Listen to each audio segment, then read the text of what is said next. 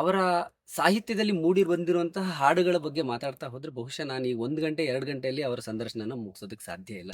ಅದ್ಯಾಕೋ ಗೊತ್ತಿಲ್ಲ, ನಮ್ ಕಲಾವಿದನಿಗಿಂತ ಕಲಾವಿದರನ್ನ, ಬೇರೆ ತಂತ್ರಜ್ಞರನ್ನ ನಿರ್ದೇಶನ ಮಾಡೋ ನಿರ್ದೇಶಕ ಆಗ್ಬೇಕು ಅಂತ ಮೈಕ್ರೋ ಸಮುದಾಯ ಓಕೆ.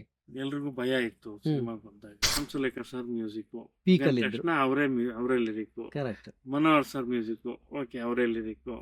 ಕಡಿಮೆ ಬೇರೆಯವ್ರು ಬರ್ದಿರೋದು.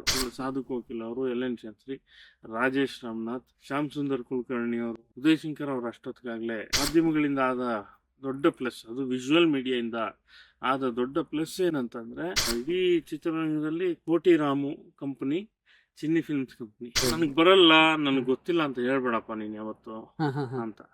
ಸೊ ಹಂಗೆ ಕೆಲಸ ಮಾಡ್ಕೊಂಡ್ ಬಂದೆ. ಯಾವುದು ಮೋಸ್ಟ್ ಈಸಿ ಪಾರ್ಟ್ ಡೈರೆಕ್ಟರ್ಗೆ, ಅದು ಡೈರೆಕ್ಟರ್ ಯಾವ್ದು ಈಸಿ ಆಗುತ್ತೋ ಅದು ನಮಗ್ ಕಷ್ಟ ಆಗುತ್ತೆ. ಯಾಕೆ ನಿಮ್ಗೆ ಜೇನದನಿಯೊಳೆ ಹಾಡು ಸ್ಪೆಷಲ್ ಆಗಿದೆ ಅಂದ್ರೆ, ವಿಜಿನ ಹೀರೋ ಮಾಡ್ತೀನಿ ಅಂತ ಸೂರಿ ಅಂದಾಗ ಓಕೆ ವೆಲ್ ಅಂಡ್ ಗುಡ್, ಪಟ್ ಅಂತ ಹೊಳೆದಿದ್ದು Kariya I love you sir, Kariya I love you ಅನ್ನೋ ಸಾರ್ ಒಪ್ತಾ ಇಲ್ಲ.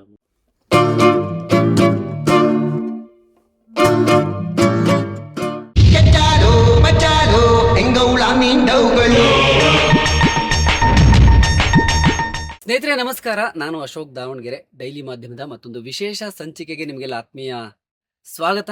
ಎಸ್, ಅಫ್ಕೋರ್ಸ್ ನಮ್ಮ ಚಾನೆಲ್ನ ನೋಡ್ತಾ ಇರೋ ನಿಮ್ಗೆಲ್ರಿಗೂ ಗೊತ್ತು, ನಮ್ಮ ಚಾನೆಲ್ನಲ್ಲಿ ಮಾಹಿತಿ ಮತ್ತು ಮನರಂಜನೆ, ಎಂಟರ್ಟೈನ್ಮೆಂಟ್ ಆ್ಯಂಡ್ ಇನ್ಫೋಟೈನ್ಮೆಂಟ್ ಅನ್ನುವಂತಹ ಒಂದು ಕಾನ್ಸೆಪ್ಟ್ನಲ್ಲೇ ಮಾಡ್ತಾ ಇದ್ದೀವಿ. ಸಿನಿಮಾಸಕ್ತರಿಗೆ ಸಿನಿಮಾದ ಬಗ್ಗೆ ಮತ್ತು ಸಿನಿಮಾಗಳ ಬಗ್ಗೆ ಎರಡನ್ನೂ ಕೂಡ ಮಾಹಿತಿ ಕೊಡುವಂತಹ ಒಂದು ಸಣ್ಣ ಪ್ರಯತ್ನ. ನಮ್ಮ ಜೊತೆ ಇವತ್ತು ಕೂಡ ಮತ್ತೊಬ್ಬ ವಿಶೇಷ ಅತಿಥಿ ಇದ್ದಾರೆ. ಕನ್ನಡ ಚಿತ್ರರಂಗದಲ್ಲಿ 30 ವರ್ಷಗಳ ಅನುಭವ, ಸರಿಸುಮಾರು 3500 ಹಾಡುಗಳನ್ನ ಬರೆದಿರುವಂತಹ ಚಿತ್ರ ಸಾಹಿತಿ, ನಿರ್ದೇಶಕರು, ಸಂಗೀತ ನಿರ್ದೇಶಕರು, ರೈಟರ್ ಆಗಿ ಕೂಡ ಕೆಲಸ ಮಾಡಿದ್ದಾರೆ. ಒಳ್ಳೊಳ್ಳೆ ಸಿನಿಮಾಗಳನ್ನ ನಿರ್ದೇಶನ ಮಾಡೋದ್ರ ಜೊತೆಗೆ ಅವರ ಸಾಹಿತ್ಯದಲ್ಲಿ ಮೂಡಿ ಬಂದಿರುವಂತಹ ಹಾಡುಗಳ ಬಗ್ಗೆ ಮಾತಾಡ್ತಾ ಹೋದ್ರೆ ಬಹುಶಃ ನಾನು ಈ 1 ಗಂಟೆ 2 ಗಂಟೆಯಲ್ಲಿ ಅವರ ಸಂದರ್ಶನನ ಮುಗಿಸೋದಕ್ಕೆ ಸಾಧ್ಯ ಇಲ್ಲ. 3500 ಹಾಡುಗಳಲ್ಲಿ ಬಹುಪಾಲು ಯಶಸ್ಸನ್ನ ಕೊಟ್ಟಿರುವಂತಹ ಒಬ್ಬ ಅದ್ಭುತವಾದಂತಹ ಚಿತ್ರ ಸಾಹಿತಿ, ಗೀತ ಸಾಹಿತಿ. ಅವರು ಎಲ್ಲ ಜಾನರ್ರ ಹಾಡುಗಳನ್ನು ಕೂಡ ಬರೆದಿದ್ದಾರೆ. ಎಸ್, ಅವರೇ ನಮ್ಮ ನೆಚ್ಚಿನ doctor V Nagendra Prasad sir. So ನನಗೆ ಬಹಳ ವರ್ಷಗಳಿಂದಲೂ ಕೂಡ ಅವ್ರ ಜೊತೆ ಒಡನಾಟ ಇದೆ. ನಮ್ಮ ಚಾನಲ್ನಲ್ಲಿ ಅವರು ಇವತ್ತು ಸಂದರ್ಶನ ಕೊಡ್ತಾ ಇದ್ದಾರೆ. ನನಗೆ ಬಹಳ ಖುಷಿ ಇದೆ ಜಿ. Thank you. ಬಹಳಷ್ಟು ವರ್ಷಗಳಿಂದ ನನ್ನ ಪರಿಚಿತರು, ಪತ್ರಕರ್ತರಾಗಿ, ವಿಶೇಷವಾಗಿ ಟಿವಿ ಮಾಧ್ಯಮದಲ್ಲಿ ನುರಿತ ವ್ಯಕ್ತಿ ನಮ್ಮ ಅಶೋಕ್ ಅವರು. ಬಹಳಷ್ಟು ವರ್ಷಗಳ ಸ್ನೇಹ ನಮ್ದು. ತುಂಬಾ ಸಲ ಕೇಳ್ತಿದ್ರು ಒಂದು ಇಂಟರ್ವ್ಯೂ ಅಂದ ಕೂಡಲೇ ಮತ್ತೆ ಅದೇ ಪುನಃ ಏನೇನೋ ಹೇಳಿದ್ದನ್ನೇ ಹೇಳಬೇಕು ಅಂತ. ಈಗ ಈ ಇಂಟರ್ವ್ಯೂನಲ್ಲಿ ಒಂದಷ್ಟು ಹೊಸ ವಿಷಯಗಳನ್ನ ಕೆದಕಿದ್ದಾರೆ. ನಾನು ಒಂದಷ್ಟು ಪ್ರಶ್ನೆಗೆ ಉತ್ತರ ಕೊಟ್ಟಿದ್ದೀನಿ. ನಿಮ್ಗೆ ಇಷ್ಟ ಆಗುತ್ತೆ ಅಂತ ಅನ್ಕೊಂಡಿದ್ದೀನಿ. ನೋಡಿ ಈ ಇಂಟರ್ವ್ಯೂನ, ನೀವು ಖುಷಿ ಪಡ್ತೀರಿ. ಸಿನಿಮಾ ಇಂಡಸ್ಟ್ರಿಗೆ ಬಂದಾಗ ಹಿಟ್ಟು, ಅದ್ರ ಜೊತೆಲಿ ನಂಬರ್ಸ್ ಕೂಡ ಕೌಂಟ್ ಆಗತ್ತೆ. ಇಷ್ಟೊಂದು ಸಿನಿಮಾಗಳಿಗೆ ಬರೆಯೋದು it's not an easy thing and not a small thing. First ಏನ್ ಅನ್ಸುತ್ತೆ ಈ ಜರ್ನಿ ಬಗ್ಗೆ? ಫಸ್ಟ್ ನಿಮಗೆ ನಿಮ್ಮನ್ನು ರಿವೈಂಡ್ ಮಾಡ್ಕೊಂಡು ನೋಡ್ಕೊಂಡಾಗ ಈ ಜರ್ನಿಯನ್ನ ಇಲ್ಲಿಯವರೆಗೂ ಬಂದು ಮುಟ್ಟಿದ್ದು ನಿಮಗೆ ಏನ್ ಫೀಲ್ ಇದೆ? ನಾನು ಹೀಗೆ ಆಗ್ತೀನಿ, ಹೀಗೆ ಆಗ್ಬೇಕು ಅನ್ನುವ ದೊಡ್ಡ ಕಲ್ಪನೆಗಳಿಲ್ಲದೆ ಬಂದವನು ನಾನು. ಓಕೆ. ಆದ್ರೆ ಸಿನಿಮಾದಲ್ಲಿ ಇರಬೇಕು, ಸಿನಿಮಾ ಮಾಡಬೇಕು, ಸಿನಿಮಾನೇ ಎಲ್ಲವೂ ಆಗ್ಬೇಕು ನನಗೆ ಅಂತ ಬಂದವನು. ನಾನು ನಿರ್ದೇಶನ ಮಾಡಬೇಕು, ಕಲಾವಿದ ಆಗಿರ್ಬೇಕು ಅಂತ ನಾನು ಅನ್ಕೊಂಡಿಲ್ಲ ಯಾವತ್ತು. ಅದ್ಯಾಕೋ ಗೊತ್ತಿಲ್ಲ, ನನ್ನ ಕಲಾವಿದನಿಗಿಂತ ಕಲಾವಿದರನ್ನ, ಬೇರೆ ತಂತ್ರಜ್ಞರನ್ನ ನಿರ್ದೇಶನ ಮಾಡೋ ನಿರ್ದೇಶಕ ಆಗ್ಬೇಕು ಅಂತ ಮೊದಲಿಂದ. ಹೌದು. ಆದ್ರೆ ನನಗೆ ಹೆಚ್ಚು ಸಿಕ್ಕ ಅವಕಾಶ ಮತ್ತು ಸಕ್ಸಸ್ ಪ್ರತಿಯೊಂದು ನೋಡಿದ್ರೆ ಲಿರಿಕ್ ರೈಟರ್ ಆಗಿ, ಹಂಗಾಗಿ ನಮ್ಗೆ ಅದೇ ಬದುಕಾಯ್ತು. ಈ ಇಷ್ಟು ವರ್ಷ ಅಂತ ತಿರುಗಿ ನೋಡಿದಾಗ ಅತಿ ಹೆಚ್ಚು ಸಮಯ 30 ವರ್ಷಗಳ ಕಾಲ ಪ್ರಾಮಿನೆಂಟ್ ಆಗಿ, ಕೆನೆ ಪದರವಾಗಿ ಇರೋದಿದೆಯಲ್ಲ, ಅದು ನನಗೆ ತಂದೆ ತಾಯಿ ಆಶೀರ್ವಾದ, ದೇವರ ಅನುಗ್ರಹ, ನನ್ನ ಕುಟುಂಬದ ಬೆನ್ನೆಲುಬು ಎಲ್ಲವೂ ಅಂತ ಅನ್ಕೋತೀನಿ. ನೀವು ಹುಟ್ಟಿದ್ದು ಈ belt, Mandya belt, I think Ijjalghatta ಅಂತ ಏನೋ ನಿಮ್ಮ ಊರ ಅಲ್ವಾ? ನಿಮ್ಮ ಕುಟುಂಬದಲ್ಲಿ ಯಾರಾದ್ರೂ ಈ ಕ್ಷೇತ್ರದಲ್ಲಿ ಇದ್ರ? ಕುಟುಂಬ ಮಾತ್ರ ಅಲ್ಲ, ನನ್ನ ಸಮುದಾಯದಲ್ಲೇ ಯಾರು ಇಲ್ಲ. ಅತಿ ಮೈಕ್ರೋ ಸಮುದಾಯ. ಓಕೆ. ಹಂಗಾಗಿ ಎಲ್ರಿಗೂ ಭಯ ಇತ್ತು ಸಿನಿಮಾ ಬಂದಾಗ, ಯಾಕೆ ಹಿಂಗೋ ಏನು ಇತ್ತು ನಮ್ಗೆ ಯಾಕೆ ಅಂತ. ಆದ್ರೆ ನಮ್ಮ ಪೂರ್ವಜರು, ನಮ್ಮ ತಾತ ಹುಟ್ಟಕ್ ಮುಂಚೆ ತೀರೋಗಿದ್ರು ನಮ್ಮ ತಾತ. ಓಕೆ. ಅವರು ರಂಗಭೂಮಿ ನಾಟಕದ ಮೇಷ್ಟ್ರಾಗಿದ್ರು ಕೇಳ್ಪಟ್ಟಿದ್ರು. ಐ ಥಿಂಕ್ ಅಲ್ಲಿ ರೂಟು. ಆದ್ರೆ ಸಿನಿಮಾದಲ್ಲಂತೂ ಯಾರು ಇರಲಿಲ್ಲ. ಓಕೆ. ಬಟ್ ನೀವು ಚಿತ್ರರಂಗಕ್ಕೆ ಬಂದ ಸಂದರ್ಭ ಇದೆಯಲ್ಲ, ಇವತ್ತಿನ ತರ ಚಿತ್ರರಂಗ ಅಲ್ಲ ಅದು. ಅವಕಾಶಗಳನ್ನ ಹುಡುಕೋದು, ಸಿಕ್ಕ ಅವಕಾಶಗಳಲ್ಲಿ ಅವಕ್ಕೆ ಸಾಕಷ್ಟು ಏನ್ ಹೇಳ್ತೀವಿ ಕಾಂಪಿಟೇಷನ್, ಸ್ಪರ್ಧೆ. ಅವತ್ತಿನ ಕಾಲಕ್ಕೆ ತುಂಬಾ ಲಿಮಿಟೆಡ್ ಸ್ಪೇಸ್ ಇತ್ತು, ಸಿನಿಮಾಗಳು ಕಡಿಮೆ ಬರ್ತಿತ್ತು, ಚಾಲೆಂಜಸ್ ಬಹಳಷ್ಟಿತ್ತು ಅಲ್ವಾ? ಸೊ ನೀವು ಬಂದಾಗ ಇಂಡಸ್ಟ್ರಿನ ನೀವು ಹೇಗೆ ನೋಡಿದ್ರಿ? ಒಂದು ಸಿನಿಮಾ ಅಂದ ಕೂಡಲೇ ಸಹಜವಾಗಿ ಒಬ್ಬ ನಿರ್ದೇಶಕರು, ನಿರ್ಮಾಪಕರು ಅಂದ ಕೂಡಲೇ ಸಂಪೂರ್ಣವಾಗಿ ಯಾರು ಹಾಡು ಬರೀತಾರೆ ಅನ್ನೋದ್ರಿಂದ ಹಿಡಿದು ಇದು ಯಾರು ಮ್ಯೂಸಿಕ್ ಡೈರೆಕ್ಟರ್ ಆಗ್ಬಹುದು ಅನ್ನೋದ್ರಿಂದ ಹಿಡಿದು ಯಾರೆಲ್ಲ ಸಪೋರ್ಟಿಂಗ್ ಕಲಾವಿದರಾಗ್ಬೋದು ಅನ್ನುವ ತನಕ ಇವರಿವರೇ ಇದಿದೆ, ಹಿಂಗೆ ಆಗುತ್ತೆ ಅಂತ ಹೇಳಬಹುದಾದಂತ ಒಂದು ಕಾಲಘಟ್ಟ. ಕರೆಕ್ಟ್. ಆ ಕಾಲಘಟ್ಟದಲ್ಲಿ ಏನಾಯ್ತು ಅಂದ್ರೆ ಹಂಸಲೇಖ ಸರ್ ಮ್ಯೂಸಿಕ್, ಪೀಕಲ್ಲಿ ತಕ್ಷಣ ಅವರೇ lyric, correct. Manohar sir music, okay ಅವರೇ ಲಿರಿಕ್, ಕಡಿಮೆ ಬೇರೆಯವ್ರು ಬರ್ದಿರೋದು ಅವರಿಬ್ಬರ ಮ್ಯೂಸಿಕ್. ಆಮೇಲೆ ಬೇರೆ ಮ್ಯೂಸಿಕ್ ಡೈರೆಕ್ಟರ್ಸ್ ಉಪೇಂದ್ರ ಕುಮಾರ್ ಅವರಾಗ್ಬೋದು, ವಿಜಯ್ ಭಾಸ್ಕರ್ ಅವ್ರು ಆಗಷ್ಟೇ ನೇಪಥ್ಯಕ್ಕೆ ಸರಿತಾ ಇದ್ರು, ಉಪೇಂದ್ರ ಕುಮಾರ್, ವಿಜಯ್ ಭಾಸ್ಕರ್ ಅವರು. ಕರೆಕ್ಟ್. ಸೊ ಅಲ್ಲಿಂದ ಆಚೆ ಹಾಗೆ ಇದ್ದಂತ ಒಂದಷ್ಟು ಜನ ಮ್ಯೂಸಿಕ್ ಡೈರೆಕ್ಟರ್ಗಳು, ಸಾಧು ಕೋಕಿಲ್ ಅವರು, ಎಲ್ ಎನ್ ಶಾಸ್ತ್ರಿ, ರಾಜೇಶ್ ರಾಮನಾಥ್, ಶ್ಯಾಮ್ ಸುಂದರ್ ಕುಲಕರ್ಣಿ ಅವರು, ದೊಡ್ಡರಂಗೇಗೌಡರು, ಎಂ ಎನ್ ವ್ಯಾಸರಾವ್ ಅವರು, ಉದಯ್ ಶಂಕರ್ ಅವರು ಅಷ್ಟೊತ್ತಿಗಾಗ್ಲೇ ಇರ್ಲಿಲ್ಲ ಅನ್ಕೊಳ್ತೀನಿ. ಇಹಲೋಕ ತ್ಯಜಿಸಿದ್ರು. 95. ಇನ್ನು ಉಳಿದಂತೆ ಇದ್ದ ಘಟಾನ್ ವಿಜಯ ನರಸಿಂಹ ಅವರು, ಆರ್ ಎನ್ ಜಯಗೋಪಾಲ್ ಅವರು, ಇವರೆಲ್ಲ ಇದ್ರಲ್ಲ, ಅದೆಲ್ಲ ಒಂದು ಇವರೆಲ್ಲ ಬರೀತಾರೆ, ಅವೆಲ್ಲ ಬಹಳ ಒಂದು ಫಿಕ್ಸ್ಡ್ ಏರಿಯಾ ಅದು. ಕರೆಕ್ಟ್. ಅದರೊಳಗೆ ನುಗ್ಗೋದು ಬಹಳ ಕಷ್ಟ, ಅಂತಹ ಘಟಾನುಘಟಿಗಳ ಮಧ್ಯದಲ್ಲಿ ತುಂಬಾ ಅಂದ್ರೆ ತುಂಬಾ ಕಷ್ಟ. ಮತ್ತು ಅಲ್ಲಿ ಗಟ್ಟಿಯಾಗಿ ಗೆಲ್ಲೋದಿದೆಯಲ್ಲ, ಅದು ಬಹಳ ಕಷ್ಟ. ಮತ್ತು ಅವತ್ತಿಗೆ ಕಲಾವಿದರನ್ನ ನೋಡಬೇಕು ಅಂದ್ರೆ ಅಥವಾ ಒಬ್ಬ ನಿರ್ದೇಶಕನ ನೋಡಬೇಕು ಅಂದ್ರೆ ಸುಲಭವಾಗಿ ಸಿಗ್ತಾ ಇರ್ಲಿಲ್ಲ. ಇವತ್ತು ನಿಮ್ಗೆ ಒಂದು ಮೆಸೇಜ್ ಮಾಡ್ಬೋದು, ಅವ್ರ ಸೋಷಿಯಲ್ ಮೀಡಿಯಾ ಇದಿರುತ್ತೆ, ಮೇಲ್ ಐ ಡಿ ಸಿಗುತ್ತೆ, ಫೋನ್ ನಂಬರ್ ಸಿಗುತ್ತೆ, ಮನೆ ಗೊತ್ತಾಗುತ್ತೆ, ಏನೆಲ್ಲ ನೆಟ್ವರ್ಕ್ ಇದೆ. ಅವತ್ತು ಅದಿರ್ಲಿಲ್ಲ. ಎಷ್ಟೋ ಜನರ ಮುಖಗಳೇ ಗೊತ್ತಿರ್ಲಿಲ್ಲ ನಮ್ಗೆ. ಒಳ್ಳೊಳ್ಳೆ ಟೆಕ್ನಿಷಿಯನ್ಸ್, ಅವ್ರ ಮುಖಗಳು ಗೊತ್ತಿರ್ಲಿಲ್ಲ. ಮಾಧ್ಯಮಗಳಿಂದ ಆದ ದೊಡ್ಡ ಪ್ಲಸ್ ಅದು, ವಿಜುವಲ್ ಮೀಡಿಯಾದಿಂದ ಆದ ದೊಡ್ಡ ಪ್ಲಸ್ ಏನಂತಂದ್ರೆ ಎಲ್ಲರ ಮುಖಗಳು, ಧ್ವನಿಗಳು ಎಲ್ಲವೂ ಬಹಳ ಈಸಿಯಾಗಿ ಸಿಗಕ್ ಶುರು ಆಯ್ತು ನಮ್ಗೆ. ಸೊ ಇದು ಸೆಕೆಂಡ್ ಹಾಫ್. ಕರೆಕ್ಟ್. ಹಂಗೇನೋ ಬಂದು ಕೆಲಸ ಮಾಡಿದೆ ಚೆನ್ನಾಗಿ. ಇವಾಗ ಬಂದ್ಬಿಡ್ತು, ಅದನ್ನ ಉಳಿಸ್ಕೊಳ್ಳುವ ಯೋಗ್ಯತೆ ಇರ್ಬೇಕಲ್ಲ, ಎರಡು ನಿಮ್ಗಿತ್ತು. ಅದನ್ನ ಗಳಿಸ್ಕೊಳ್ಳೋ ಪ್ರಯತ್ನ ಮಾಡ್ತಾ ಇದ್ದೀನಿ. ಬಟ್ ನೀವು ಬಂದಿದ್ದು ಆಕ್ಚುಲ್ ಆಗಿ ಒಂದು ಗೋಲ್ಡನ್ ಎರಾ, ಸ್ಯಾಂಡಲ್ವುಡ್ ನ ಈ ಸುವರ್ಣ ಯುಗ ಅಂತ ಹೇಳ್ತೀವಲ್ಲ, ಅದು ಆ ಕೊನೆಯ ಹಂತದಲ್ಲಿ ಇತ್ತು. ತುಂಬಾ ಘಟಾನುಘಟಿಗಳು ನೀವು ಹೆಸರು ಹೇಳಿದ್ರಿ, ಇನ್ನೂ ಬಹಳಷ್ಟು ಜನ ಇದ್ದಾರೆ. ಅಂತಹ ಕಾಲಘಟ್ಟದಲ್ಲಿ ನೀವು ಬಂದ್ರಿ, ಚಿತ್ರರಂಗದ ಒಳಕ್ಕೆ ಬಂದ್ರಿ. ಬಟ್ ನೀವು ವೈಯಕ್ತಿಕವಾಗಿ ನಿಮ್ಮನ್ನ ಇಂಡಸ್ಟ್ರಿಯಲ್ಲಿ ಗುರುತಿಸಿದವರು ಯಾರು ಅಂತ ನೀವು ಹೇಳ್ತೀರಿ? ಫಸ್ಟ್ ನನ್ನ ಕರ್ಕೊಂಡ್ ಬಂದವರು ಕೆ ವಿಜಯರಾಮ್ ಸಿನಿಮಾಗೆ. ಅಲ್ಲಿಂದ ಆಚೆ ನನಗೆ ಇವನಿಗೆ ಟ್ಯಾಲೆಂಟ್ ಇದೆ ಹುಡುಗನಿಗೆ ಅಂತ ಹೇಳಿ ಗುರುತಿಸಿ, ಬಹಳ ದೊಡ್ಡ ಕಂಪನಿ ಅವತ್ತಿಗೆ ಚಿನ್ನಿ ಫಿಲ್ಮ್ಸ್ ಅಂದ್ರೆ ಇಡೀ ಚಿತ್ರರಂಗದಲ್ಲಿ ಕೋಟಿ ರಾಮು ಕಂಪನಿ, ಚಿನ್ನಿ ಫಿಲ್ಮ್ಸ್ ಕಂಪನಿ ಎರಡಕ್ಕೂ ಒಂದು ಬಹಳ ದೊಡ್ಡ ತೂಕ ಆಯ್ತು.